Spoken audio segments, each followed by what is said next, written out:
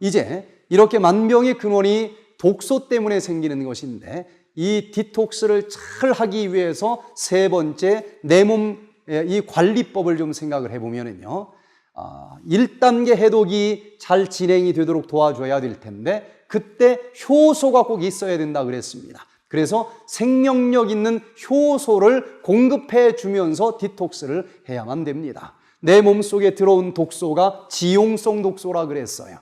기름종이 속에 쌓여있는 독소를 어떻게 풀 수 있겠습니까? 이걸 해독을 시키려면 일단 기름종이를 풀어 제쳐야 돼요. 지용성 독소를 수용성 독소로 풀어주는 것이 1단계 간에서 일어나는 해독이라 그랬는데 이 1단계 해독이 진행되기 위해서는 바로 사이토크롬 P450 효소 계열들이 공급돼야만 된다는 것입니다.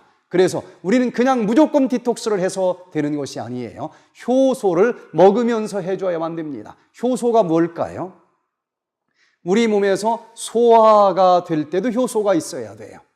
이걸 흡수할 때도 효소가 있어야 됩니다. 그것을 에너지로 태워줄 때도 효소가 있어야 돼요. 어떤 한 가지 영양분이 필요에 의해서 다른 영양분으로 바뀌어질 때도 효소가 있어야 돼요. 한마디로 얘기해서 내 몸에서 진행되는 모든 생명현상 이면에는 효소의 도움이 있어야만 된다는 것입니다. 근데 현대인들은 효소가 부족해서 모든 질병들이 발생을 한다는 것을 알게 됐어요. 효소학의 아버지라고 부르는 에드워드 하우엘 박사님이 효소를 이렇게 분류를 했습니다.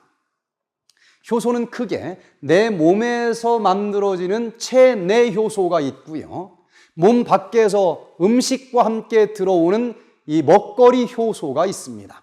그런데 살아있는 음식 속에는 거기도 생명체이기 때문에 효소가 들어있어요. 그래서 살아있는 상태로 음식을 먹으면은요, 먹거리 효소가 내 몸속에 들어오게 됩니다. 자기 것은 자기가 소화시킬 만한 효소를 가지고 들어오는 거예요. 그런데 이 먹거리 속에 효소가 죽은 음식을 먹는 사람들은 내 몸에서 만들어지는 체내 효소로 소화를 시켜줘야 되는데 체내 효소는 잠재 효소라고 불려지기도 합니다. 왜냐하면 내 몸에서 만들어지는 효소는 일정량이 있는데 이것이 먹거리 속에 효소가 들어있지 않은 음식이 들어오면 여기 있는 효소로라도 소화를 시켜줘야 돼요.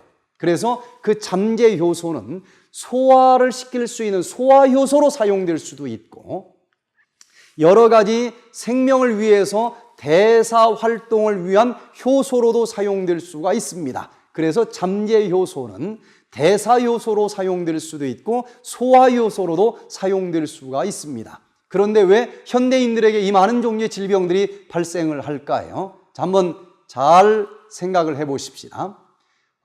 이 효소가 일정량 우리 몸속에서 만들어지는데 안타깝게도 먹는 음식을 우리는 부글부글 끓여서 만드는 화식 요리법에 익숙해져 있습니다. 그런데 효소의 단점이 있는데 열에 약하다는 것입니다. 47도, 섭씨 47도만 넘으면 효소는 죽기 시작을 해서 70도씨가 되면 100% 죽습니다. 그런데 우리가 요리를 만들면서 부글부글 끓이는데 이미 100도가 넘었기 때문에 그 먹거리 속에 들어있는 효소는 다 죽어버리는 거예요.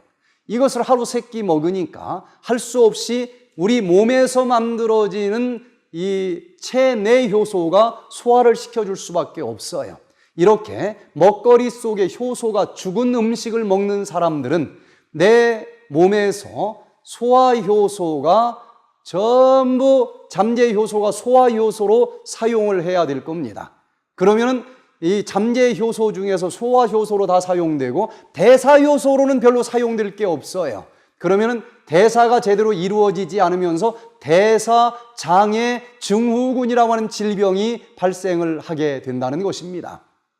그래서 이렇게 끓이지 않고 생식을 한다든지 또 살아있는 과일과 채소를 즐겨 먹는다든지 이것을 주스로 짜서 마신다든지 그러면은 내 몸에 외부에서 들어오는 먹거리 효소가 많이 들어오기 때문에 내 몸속에서 소화 요소는 조금만 지원을 해줘도 되고, 대사 요소로 대부분 사용되기 때문에 대사가 잘 일어납니다. 힘이 넘칩니다. 활력이 넘쳐요.